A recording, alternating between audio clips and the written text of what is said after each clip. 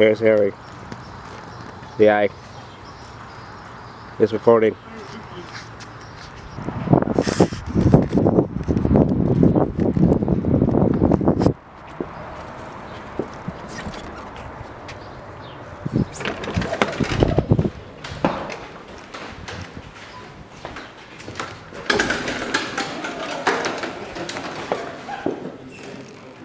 Okay, get your tickets at the counter here to your left. Thank you.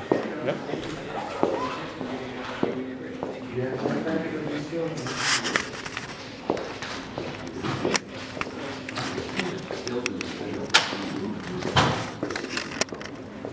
Good morning.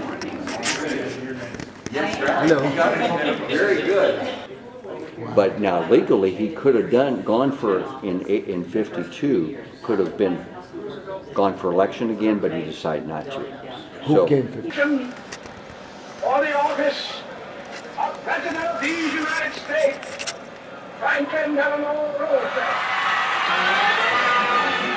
Democrats convene in Chicago to elect presidential and vice presidential nominees. Senator Harry S. Truman of Missouri is nominated as the running mate for FDR. It's been my privilege to be a United States Senator for the past 9.5 years, and I expect to continue the effort to help shorten the war and win the peace under the direction of our great leader, Franklin D. Roosevelt.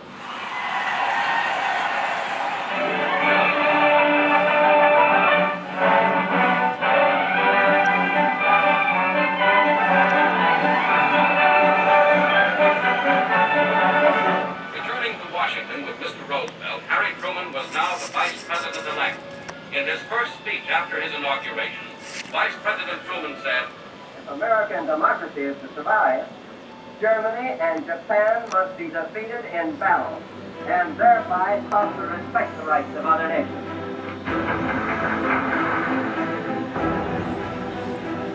Surface units of the Pacific Fleet are bombarding Iwo Jima.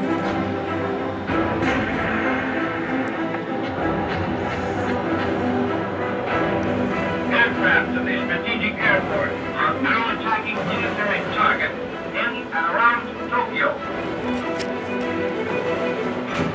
The Operation Be Alive on all fronts has now brought the German war to its final stage.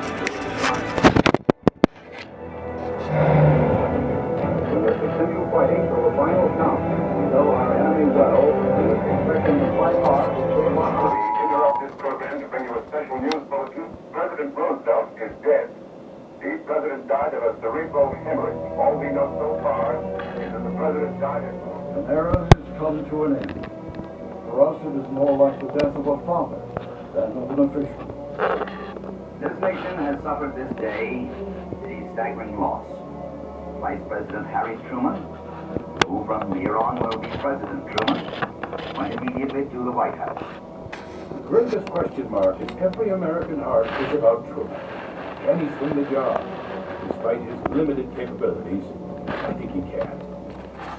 He comes into office almost unknown to the people at large, and they will await with great anxiety the result of the test that he has to meet. Roosevelt victory architecture. Perhaps Truman will be a good carpenter.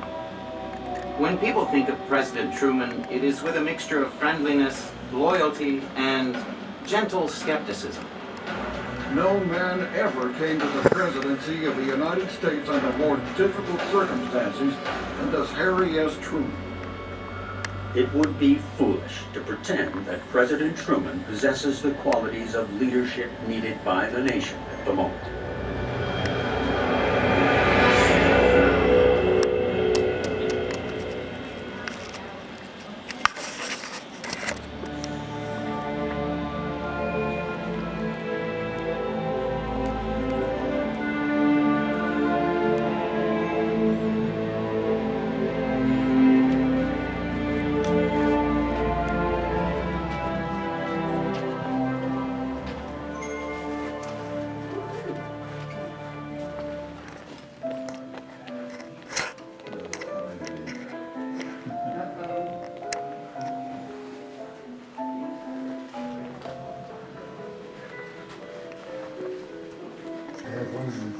Thank you.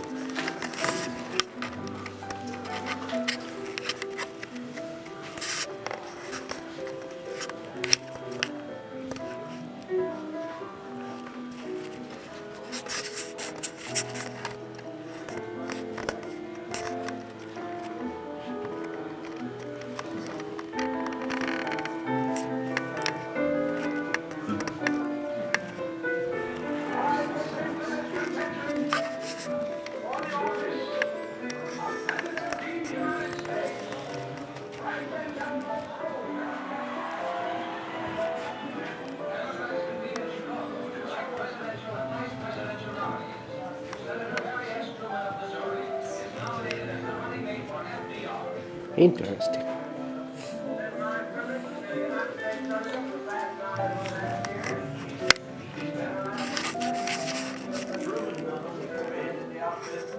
He owned it. He was the first captain of the man who knew what he could do.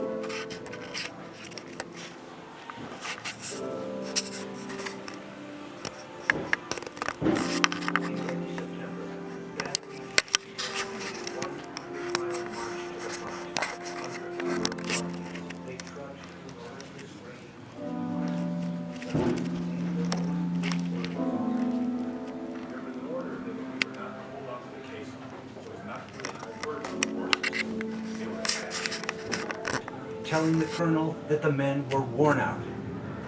We thought that was a pretty fine act on the part of Truman. The Meuse-Argonne offensive began in September. It would be the largest land offensive ever in military history. Battery D moved into position, setting up their artillery at Cheppy.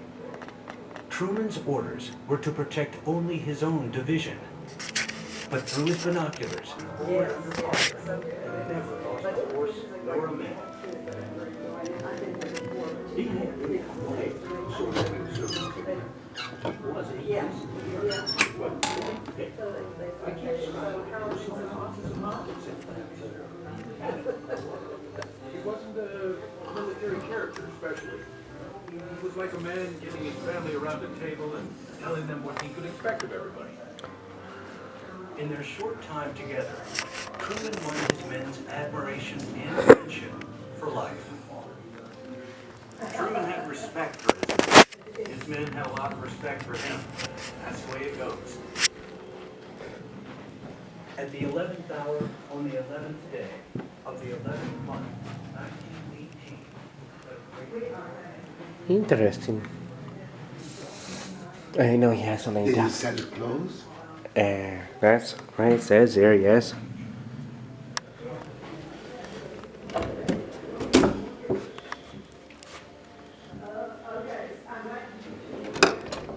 He set it close? I mean, it failed. He was a salesman? He was a salesman. He sold groceries, and of course that thing failed.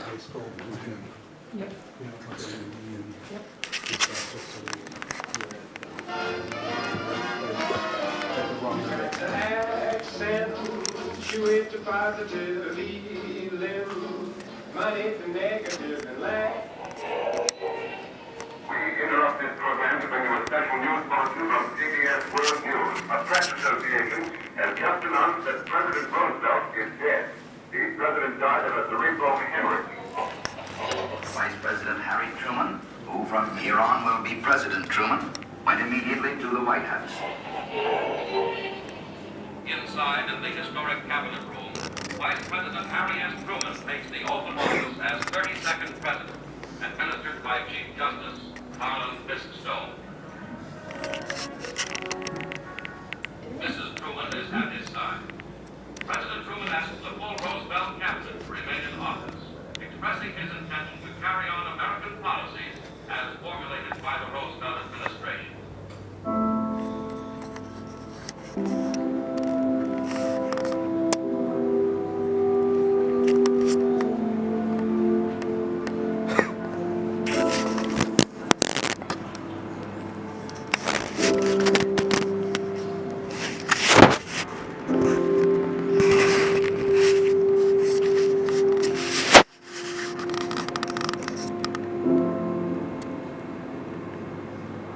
from all the fingers in this shot there. Trying to angle right shot here.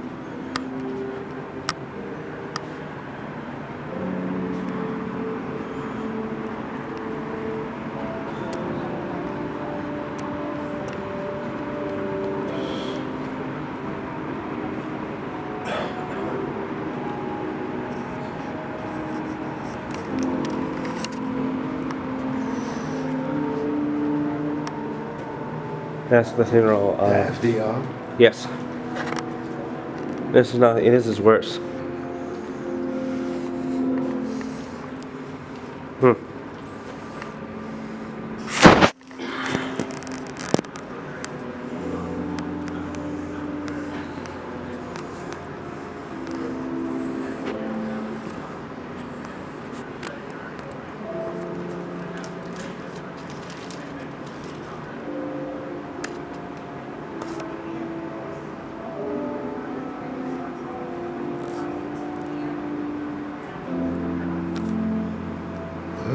What?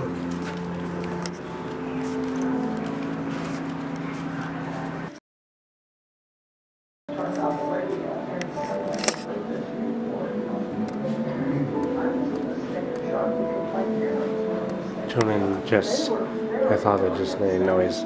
This is just, yeah, the station, desert station, desert station. I mean, right here, and it's just, there's nothing I can do and say here. What we're witnessing is just somebody who had just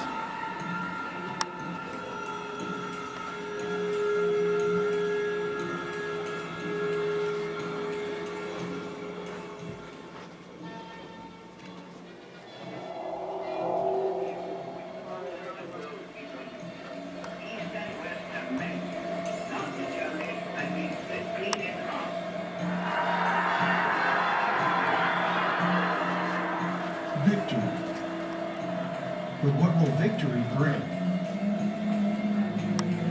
After 6 years of brutal war, Europe lies in ruins. Its people are starving. And President Truman finds himself at the head of a crumbling alliance. The threat of Nazi Germany has forced the United States and the Soviet Union into an uneasy partnership. But how long can this alliance last? Truman is troubled as Russia begins exerting control over Eastern Europe. But he won't risk sparking World War III. At the Potsdam Conference, he attempts to contain Soviet ambitions at the negotiating table, but fails. Within months of the conference, the Soviet Union installs communist governments in Albania and Poland. Bulgaria and Hungary seem poised to fall as well. That's that Cold War now. Former British Prime Minister Winston Churchill issues a grim warning. From Stipin in the Baltic to Trieste in the Adriatic, an iron curtain has descended across the North. Some of the president's advisors urge him to take a harder line. Truman agrees. When he appoints General George Marshall as his new Secretary of State, he knows Marshall, a tough, practical war hero, understands the consequences of letting communism go unchecked. In Turkey, the Soviets are pressuring the cash-strapped government. And in Greece, communist guerrillas are gaining ground in a bloody civil war.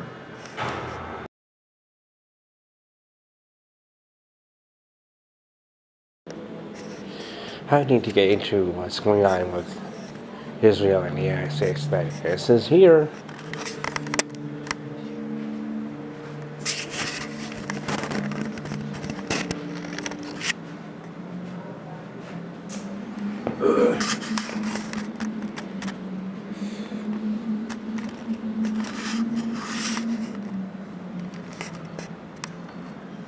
Leaders and lobby the president on their behalf.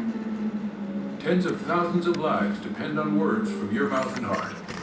Harry, my people need help, and I am appealing to you to help them.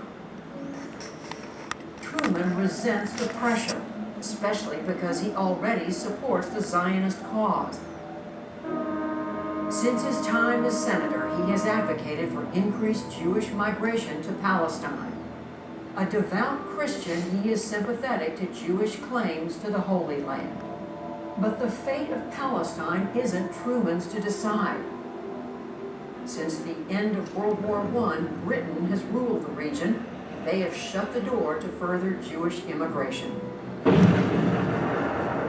The region is in chaos. Insurgent Jewish militias are waging a terror campaign against British forces, and violence between Jewish and Arab communities is growing worse. With their coffers depleted and unable to strike a peace deal, Britain announces it will pull out of Palestine the following May.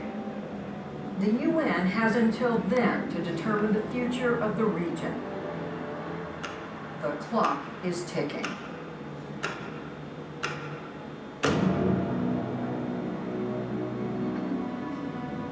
Truman champions a plan to divide Palestine into Jewish and Arab states, but he encounters resistance from the man he considers the greatest living American, Secretary of State George Marshall.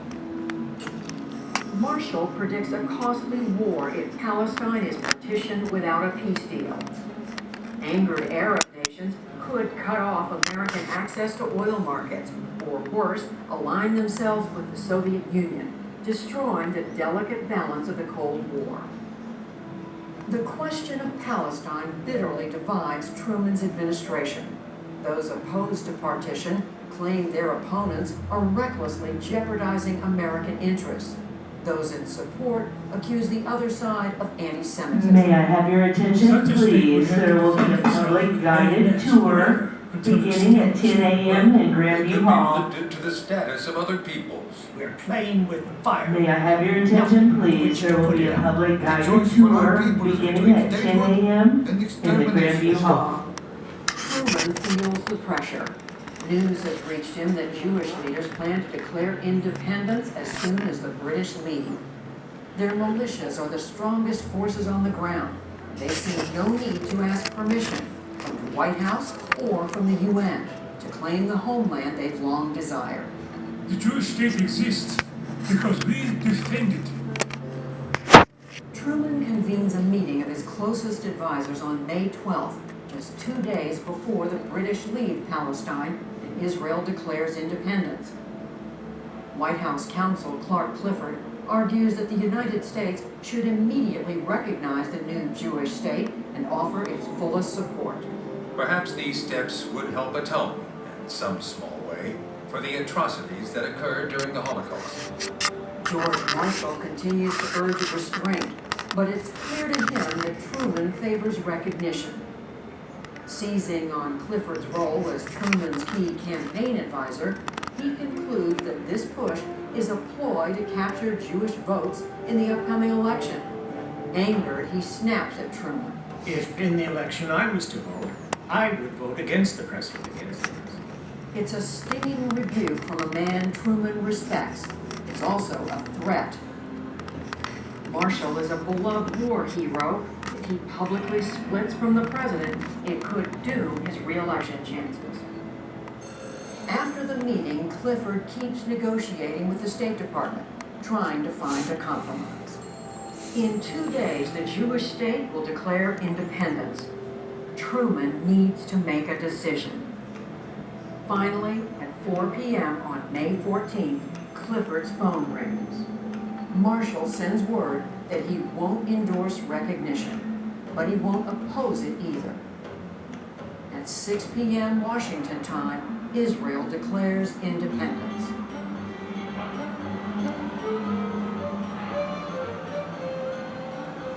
"11 minutes later, Truman formally recognizes the State of Israel.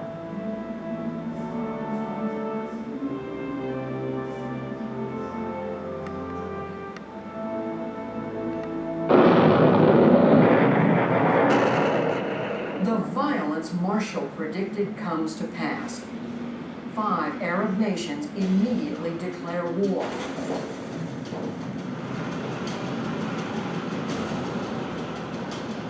But the Israelis do something few expect. They win. The United States was the first nation to recognize Israel, forging an enduring alliance between the two countries. Since the founding of Israel, peace in the region has remained elusive. But Truman never regretted his decision.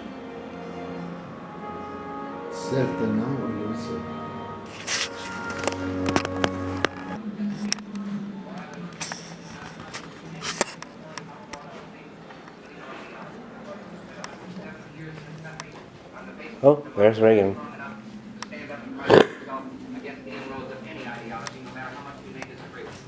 I would not employ any proven or admitted communists because they're just a disruptive force. I don't want them around.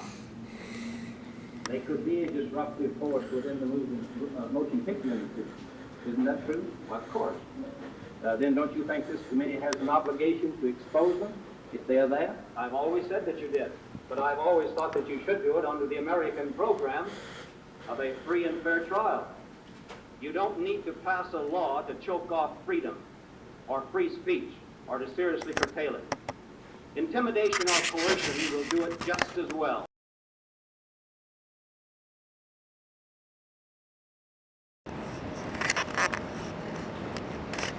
This was the original entrance, was it? Ah.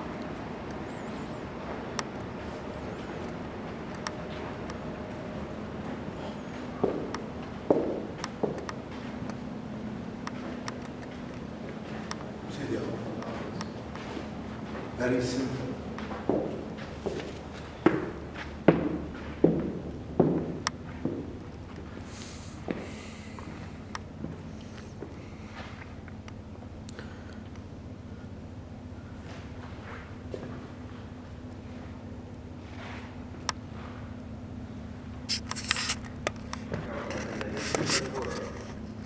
I hope that the exhibits in this library will give you, and especially the young people among you, a better understanding of the history and nature of the presidency and the government of the United States. Things in the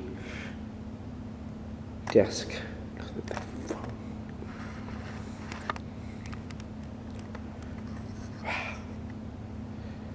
Wait till I see LBJ's is kind of interesting. Look at the ceiling. I think you can see the ceiling there. Wow. You want to know something? Bess hated being in the White House. His wife, Bess, she hated living. They stayed for war. No, she just didn't like politics in general. She just said, I'll stay in Missouri, you just go back and living in the White House. What's going on downstairs? And he said,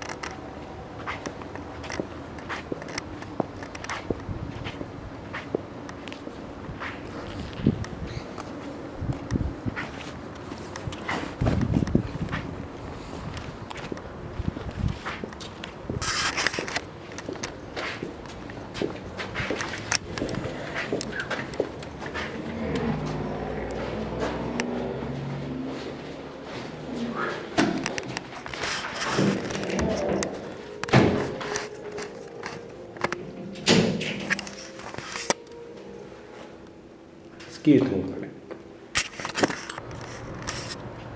Here's Bess.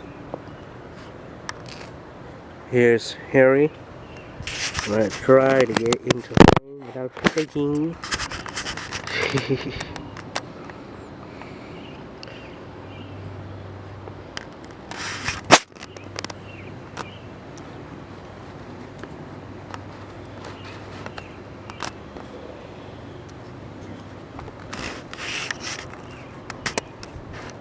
Yeah. Good? Yeah. My dad claims it's so depressing. What do you think? It's very depressing? Yeah. My dad doesn't care for sad stories that these are. You. Yeah, he's carrying my thing because I can't. But yeah, my dad says it's very depressing. It is. Y'all have to understand this is not easy to sit through. So here we are.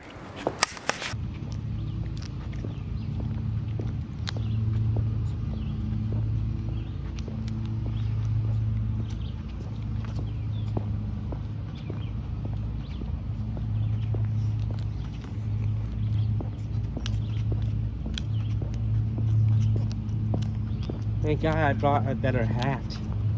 What? It's easy on my head. Ugh.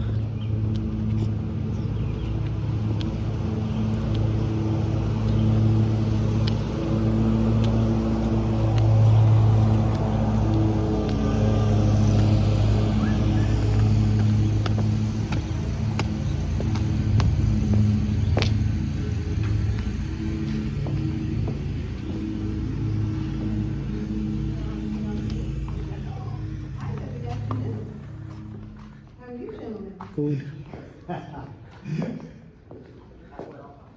We already had our tickets, so we can just. Oh, yes. Oh, you have your tickets? I can stamp them for you. Where y'all from? Illinois. Illinois. Outside Chicago. Oh, wow. Skokie. Oh, really? You are the third stop. I've always wanted to go to Chicago. I have never been there yet. What? What are you waiting for?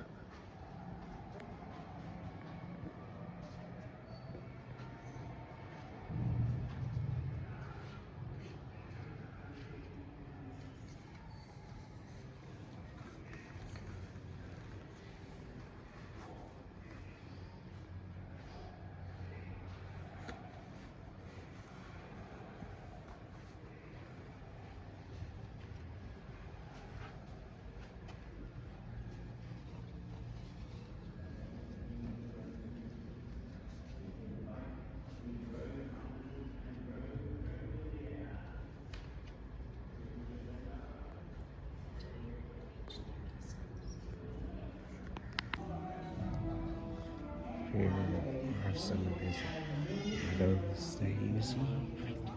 I think you can see the map on the wall with the camera. There we go.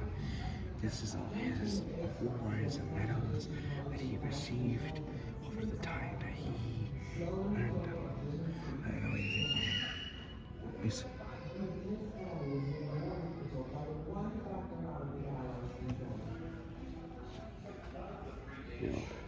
it's like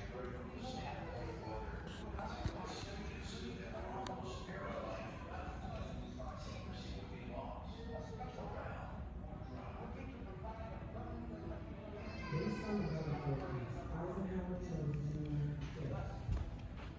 Eisenhower chose to his set of robes. Ahí esto que chulo, vea. 1949. 1948. Knowing the entire operation hinged on his decision, I created the character.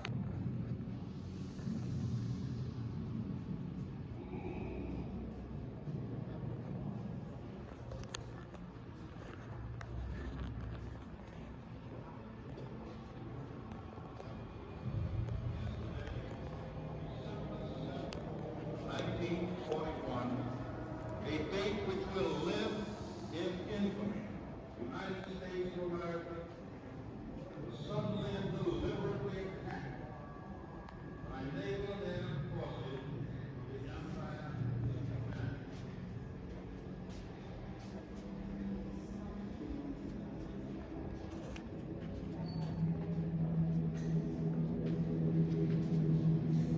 Apparently, in this room, now we're getting into the warriors. Sorry, I'm not talking about the videos. I'm trying to respect this presidential library, so that's why I'm really talking.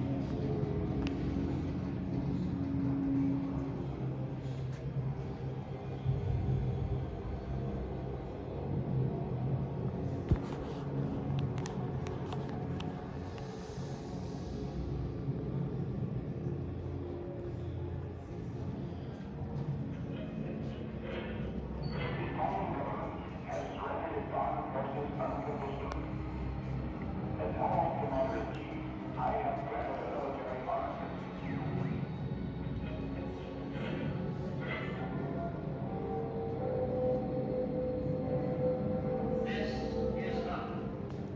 Under the command of General Eisenhower, Allied naval forces, supported by strong air forces, began landing Allied armies this morning on the northern coast of France.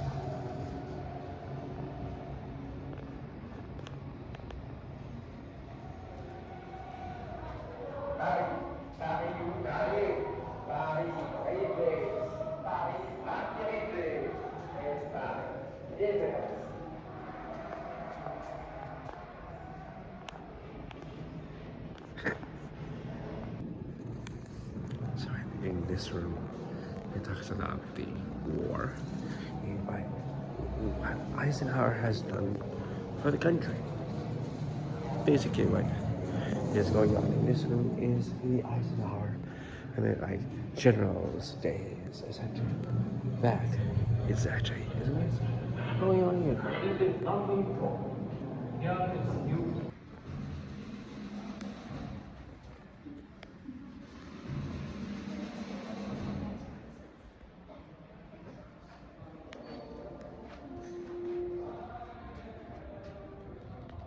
In late 1943, with most of Europe occupied by Nazi forces, Eisenhower was appointed Supreme Commander, Allied Expeditionary Force.